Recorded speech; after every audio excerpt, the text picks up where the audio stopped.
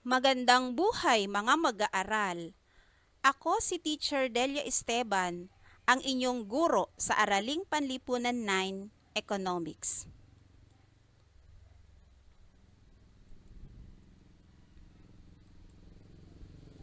Sa nakaraang aralin, tinalakay natin ang kahulugan at palatandaan ng kaunlaran. Kaugnay nito, ating kikilalanin at aalamin ang kalagayan ng mga sektor ng ekonomiya na batayan sa pagsukat ng mga produkto at serbisyo na nagagawa ng bansa. Gayon din ang kontribusyon ng mga ito sa pagtatamo ng kaunlaran. Sisimulan natin ang pagtalakay sa sektor ng agrikultura. Inaanyayahan ko ang lahat na mag-warm up, sabayan natin ng indak at awitin ang musikang Magtanim ay di biro.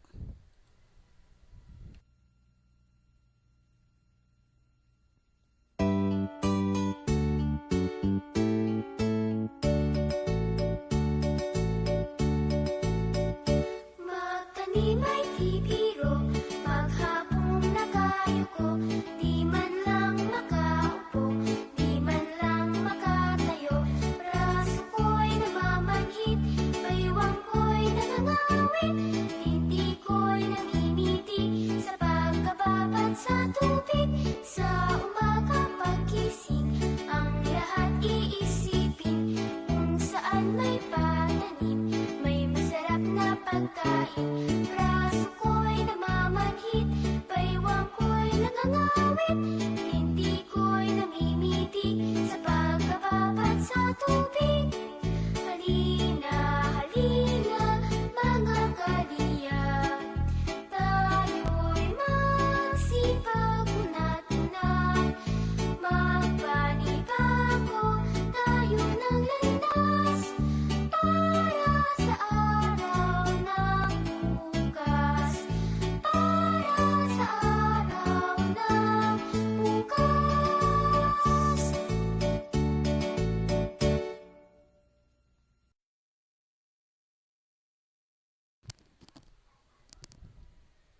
Ang ating warm-up ay may kaugnayan sa ating aralin, ang sektor ng agrikultura. Ano ang agrikultura? Tama! Ang agrikultura ay isang agham, sining at gawain ng pagpuproduce ng pagkain at hilaw na mga produkto na tumutugon sa pangangailangan ng tao.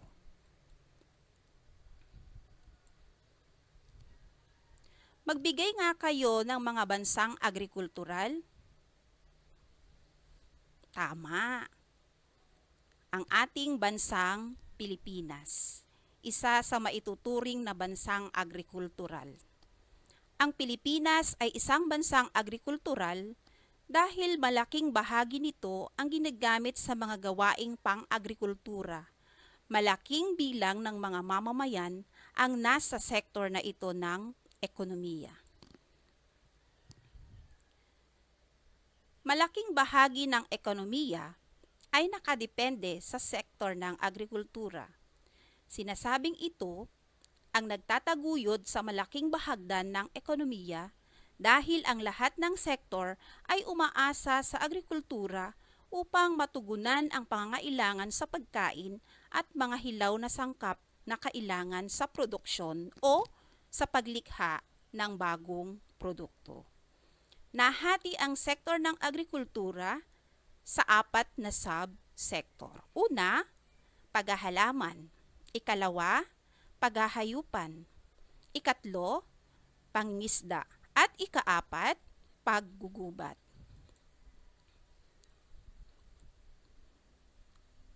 Ang unang subsektor ng agrikultura ay ang paghahalaman.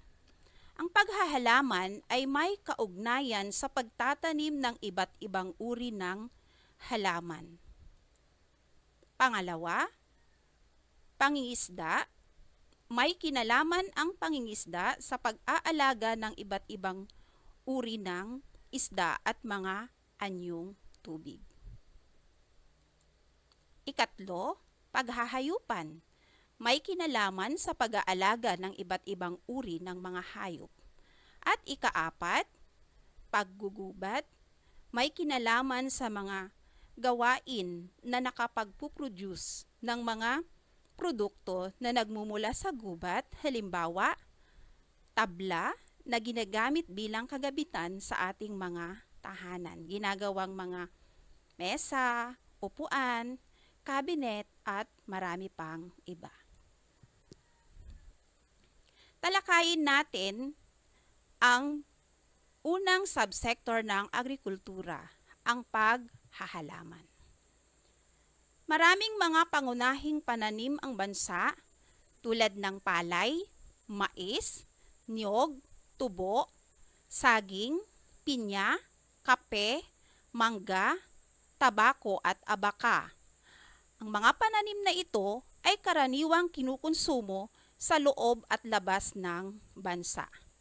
Ayon sa National Statistics of Coordination Board, tinatayang umabot ang kabuang kita ng sekundaryang sektor na ito na nagkakahalaga ng 797.731 bilyon noong 2012.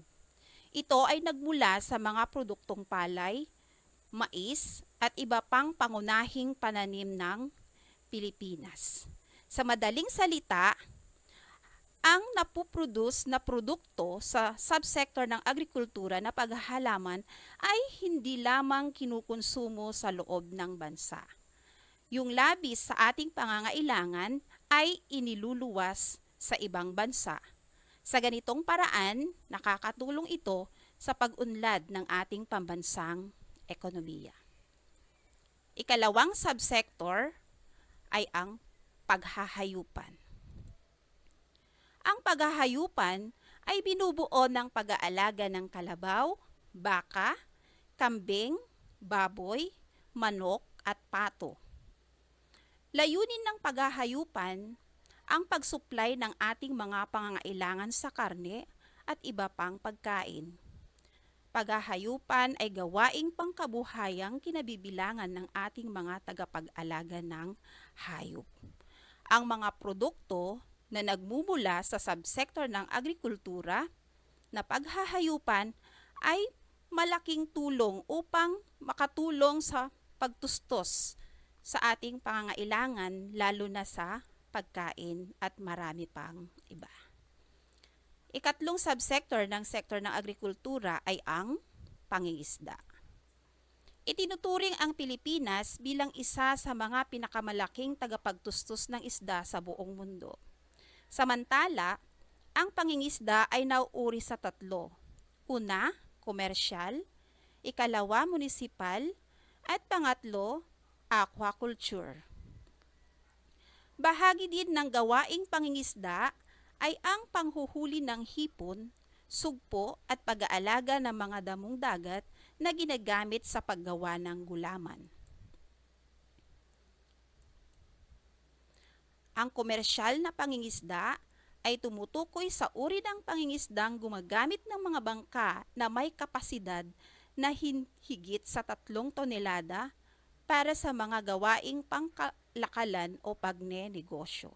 Sakop ng operasyon ay ang 15 kilometro sa labas ng nasasakupan ng pamahalaang bayan. Ikalawa, ang munisipal na pangingisda ay nagaganap sa loob ng 15 kilometro sakop ng munisipyo at gumagamit ng bangka na may kapasidad na 3 tonelada o mas mababa pa na hindi nangangailangan na gumamit ng mga fishing vessels. At ang ikatlo ay ang pangisdang aquaculture. Ang aquaculture naman ay tumutukoy sa pag-aalaga at paglinang ng mga isda at iba pang uri nito mula sa iba't ibang uri ng tubig pangisdaan, tabang, maalat-alat at maalat. Ikaapat, paggugubat. Ang paggugubat ay isang pangunahing pang-ekonomikong gawain sa sektor ng agrikultura. Patuloy na nalilinang ang ating mga kagubatan, bagamat tayo ay naharap sa suliranin ng pagkaubos ng mga yaman nito. Mahalaga itong pinagkukunan ng plywood, tabla, troso at binir. Bukod sa mga nabanggit na produkto, pinagkakakitaan din ang ratan, nipa, anahaw, kawayan, pulot-pukyutan at dagta ng almasiga.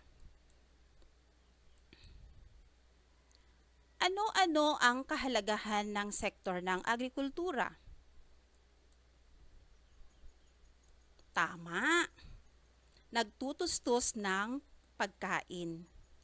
Diyan nagmumula o ang agrikultura ang tagapagtustos ng ating pagkain na inihahapag natin sa ating hapag kainan sa araw-araw. Ikalawa, tama, nagbibigay ng trabaho o hanap buhay. Pinagkakakitaan ito ng majority sa mga Pilipino. Ikatlo, pinagkukunan ng hilaw na material. Ang hilaw na material ay napakahalaga sapagkat dito nakakalikha tayo ng bagong produkto. Kaya ang sektor ng agrikultura ang tagapagtustos ng hilaw na material na kakailanganin ng sektor ng industriya upang makalikha ng bagong produkto. Magbigay pa nga ng kahalagahan ng sektor ng agrikultura? Tama, tagabili ng mga yaring produkto. Ang sektor ng industriya ang lilikha ng produkto at serbisyo at ang kukonsumo ay ang mga mamamayan na nasa sektor ng agrikultura. Tama, nagpapasok ng dolyar sa bansa na yung ibang mga produkto o labis sa ating pangangailangan ay iniluluwas sa ibang bansa. Sa ganitong paraan, nakakapagpapasok ng dolyar ang sektor ng agrikultura. At mahalaga ang dolyar sa atin sapagkat ito yung ginagamit natin upang makaangkat ng produkto na kakailanganin natin para makalikha ng bagong produkto. Ang sektor ng agrikultura ay nakakaharap ng iba't ibang mga suliranin. Panoorin natin ang GMA News tungkol sa suliranin sa agrikultura. Habang pinapanood natin ang GMA News ay suriin natin ano ang mga suliraning kinakaharap ng sektor ng agrikultura at ano ang epekto nito sa atin. Sa pananalasa ng mga nagdaang bagyo sa ating bansa, maraming pananim at lupain ang nasira. Pero hindi lang pala bagyo ang problema sa sektor ng agrikultura ngayon. Bukod kasi sa paliit na ng paliit ang mga lupang sakahan, tumatanda at kumakaunti na rin ang mga magsasaka na pwede pa sanang magpayaman ng lupa. May special report si Deo Bugawisan. Malabo na ang paningin, mahina na ang pandinig. Pero sa edad na 82, aakalain niyo bang si Lolo David pa rin mismo ang nagsasaka sa kanyang bukid? Mahirap. Ang gabi ginagawang araw. Madaling araw, lulusong ka na sa bukid. Gusto mo lang makatapos. Lahat ng anak ni Lolo David, lumaki ring mga magsasaka. Sa kahirapan nga, wala namang may tusto sa amin mga magulang namin. Sa pag-aaral, kaya ganito ang inabot namin. Pero ang mga apo niya, may ibang mga pangarap. Anong gusto mo maging paglaki mo? Piloto. Bakit? Gusto ko maging mayaman kami. Bakit? Pag magsasaka ba, hindi mayaman? Kabilang ang pamilya ni Lolo David sa 11 milyong magsasaka at mangingisda sa Pilipinas na ayon sa Department of Agriculture, tumatanda na. Ang karaniwang edad daw ngayon ng mga magsasaka, 57. Yung mga kabataan natin ay ayaw magsaka. Ang mga magsasaka man ang pangunahing producer ng pagkain, kabilang sila sa pinakamahihirap na sektor ng lipunan. Ang kita ng isang pamilya ng magsasaka, mahigit 8,000 piso lang kada buwan. Kalahati lang nito ang galing sa pagsasaka.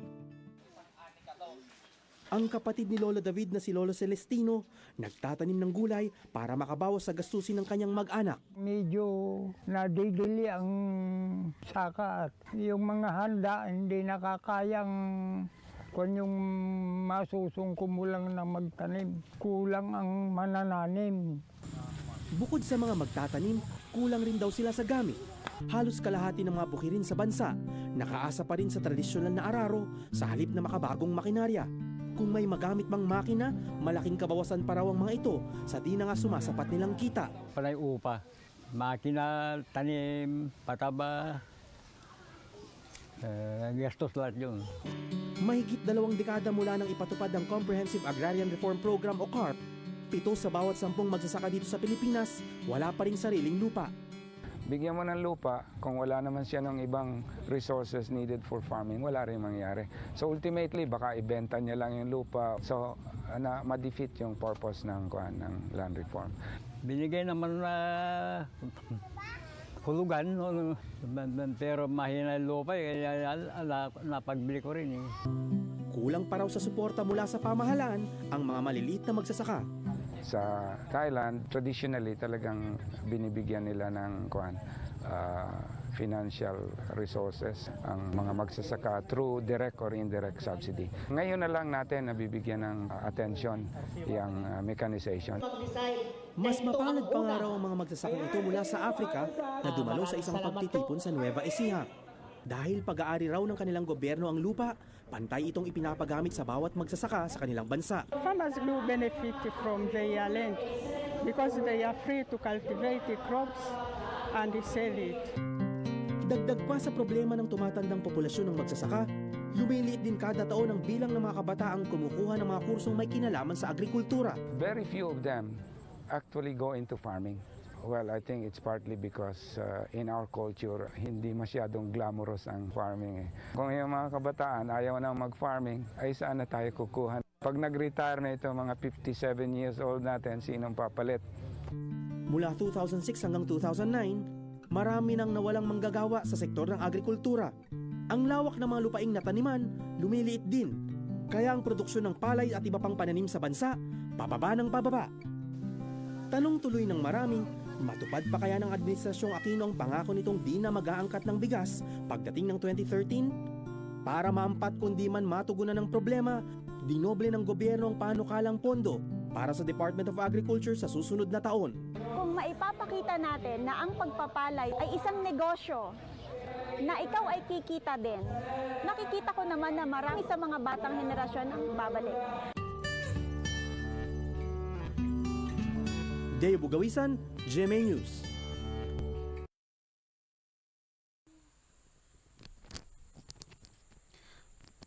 Batay sa GMA News na ating napanood, ano-ano ang mga suliranin ng sektor ng agrikultura at epekto nito? Unahin muna natin, isa-isahin natin. Ano ang inyong mga nasuri sa GMA News natin kanina? Suliranin ng sektor ng agrikultura? Tama. Mataas na gastusin. Kasi kailangan ng magsasaka ang kapital para matugunan yung kanilang lupang sakahan. Nangangailangan sila ng abono, binhi, pesticide, insecticide. Kaya malaki ang gastusin ng mga magsasaka. Tama. Problema sa infrastruktura dahil nahuhuli ang ating bansang Pilipinas sa larangan ng infrastruktura. Hindi pa moderno yung paraan ng pagsasaka sa ilan nating mga magsasaka. Tama. Problema sa kapital.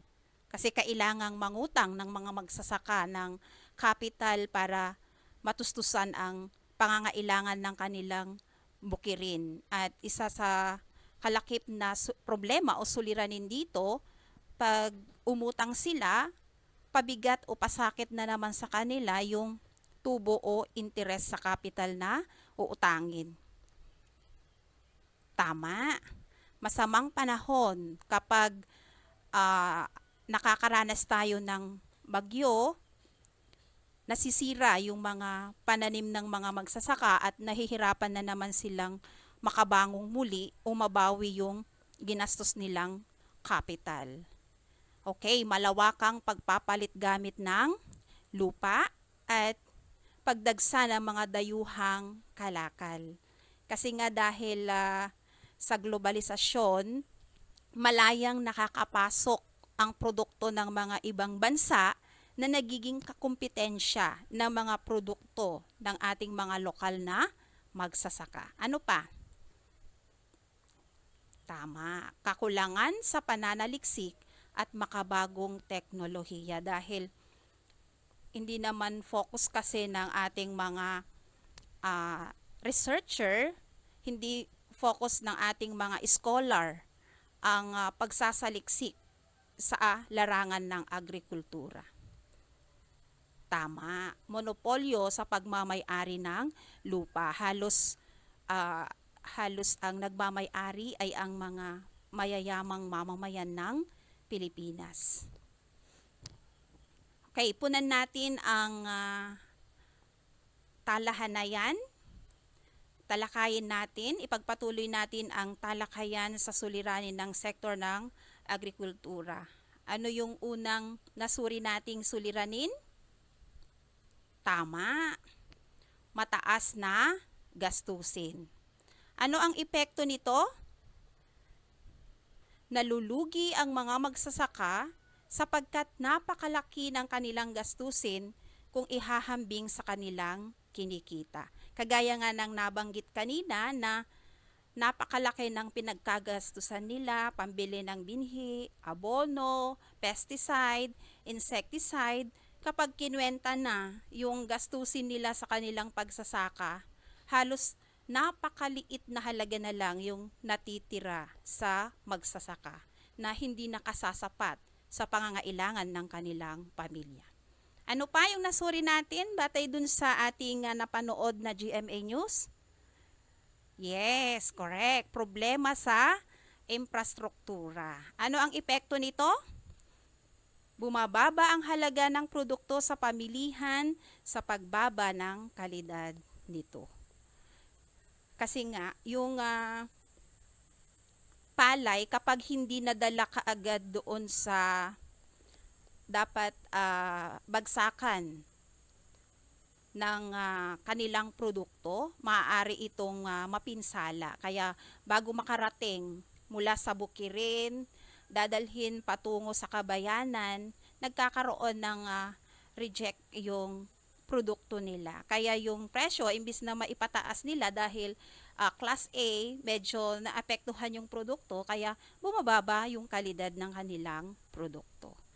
Dahil hindi kaagad-agad nadadala sa pamilihan yung kanilang naaning produkto.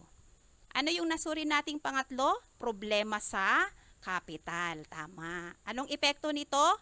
Nababaon ang mga magsasaka sa pagkakautang at hindi na tuluyang nakakaahon. Kagaya nga ng nabanggit kanina na uutang yung magsasaka, mataas yung patubo o interes, halos wala nang matirang kita ang magsasaka. Nahihirapan na silang makabangon ng tuluyan o makaahon upang magkaroon man lang ng medyo maayos-ayos na pamumuhay. Ano pa yung nasuri natin?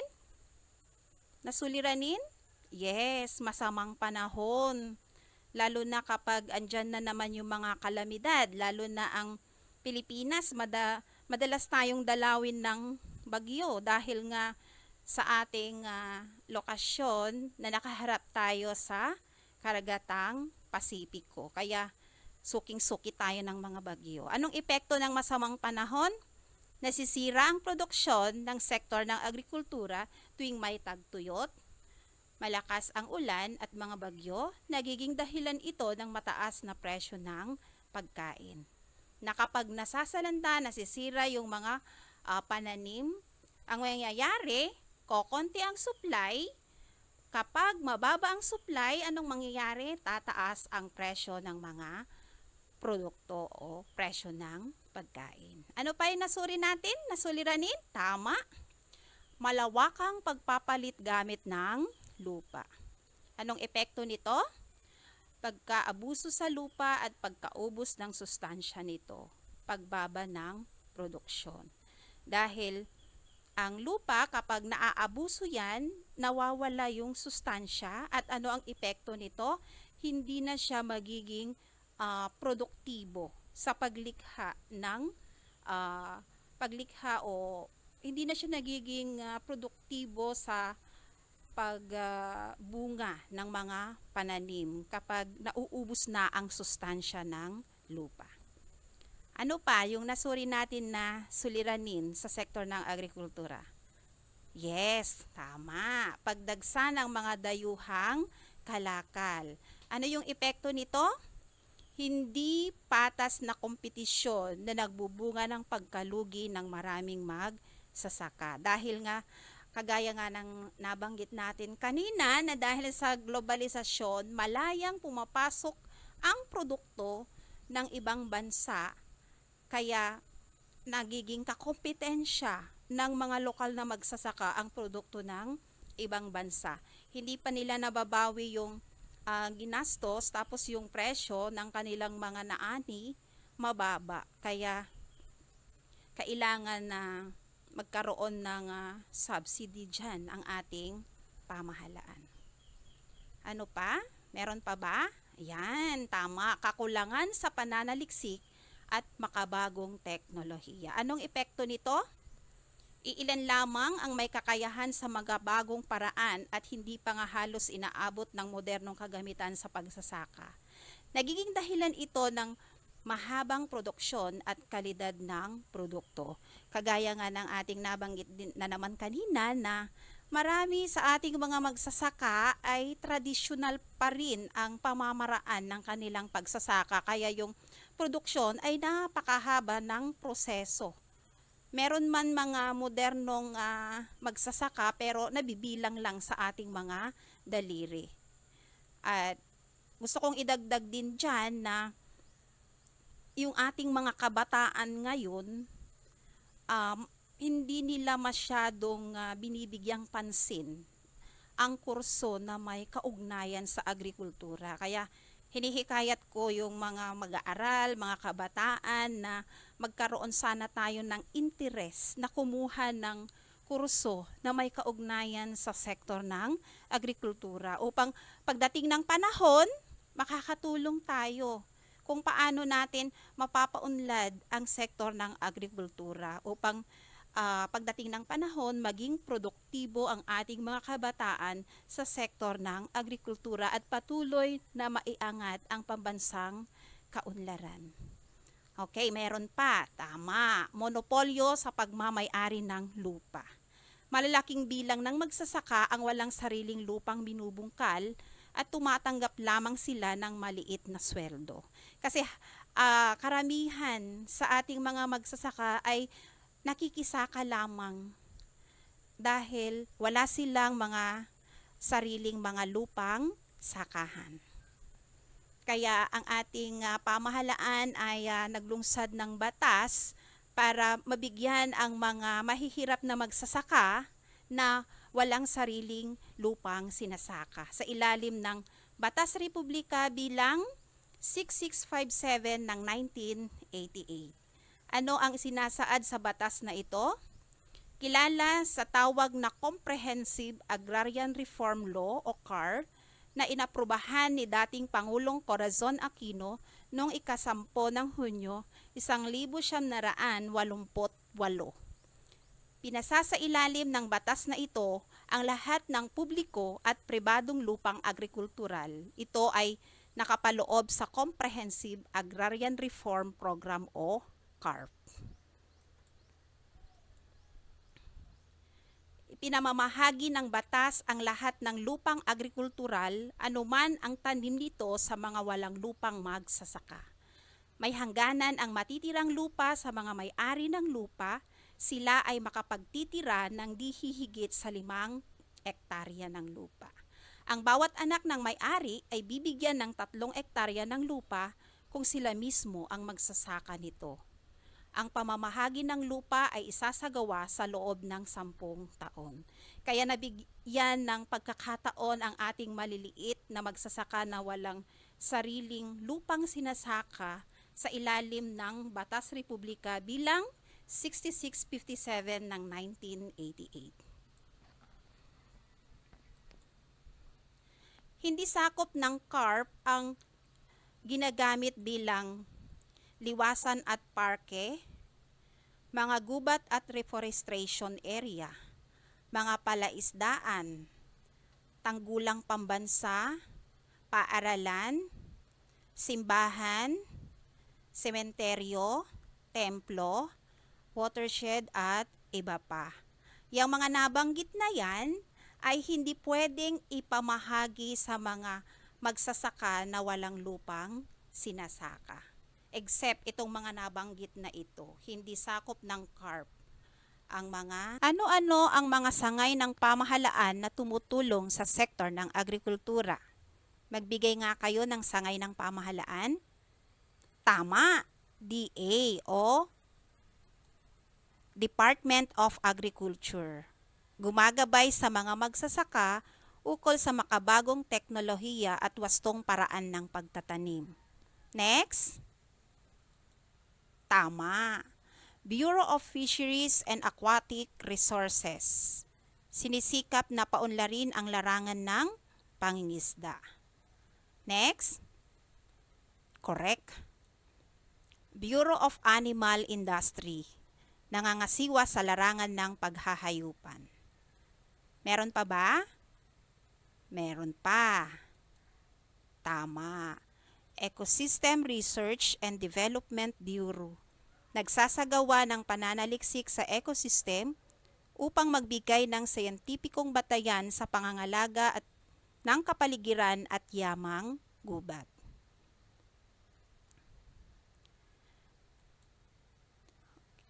Okay, yan ang kabuuan ng ating talakayan tungkol sa sektor ng agrikultura. Okay, sino ang makakapagbigay ng buod ng ating tinalakay sa araw na ito? Tama. Ang agrikultura ay isang agham, sining at gawain sa pagpuproduce ng pagkain at hilaw na mga produkto na tumutugon sa pangangailangan ng tao.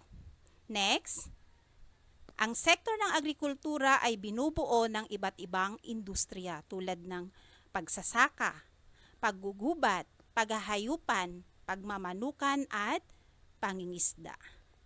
At panghuli, ang sektor ng agrikultura ay napakahalaga sa ating ekonomiya. Pinagmumulan ito ng pagkain, hilaw na materyales at trabaho para sa mga mamamayan. May katanungan pa ba kayo? Kung wala na, sagutin natin ang dalawang katanungan. Unang tanong, bakit mahalagang sektor ng ekonomiya ang agrikultura? Ikalawang tanong, sa iyong palagay, paano ka makatutulong upang maitaguyod ang sektor ng agrikultura? Ipaliwanag. Sagutin natin ang dalawang tanong sa inyong kwaderno at iwawasto natin ang inyong mga kasagutan sa susunod nating talakayan. At dyan nagtatapos ang ating talakayan. Ako muli, si Teacher Del, nag-iiwan ng katagang kung may itinanim, may aanihin, at kung may tiyaga, may nilaga. Hanggang sa muli. Thank you and God bless.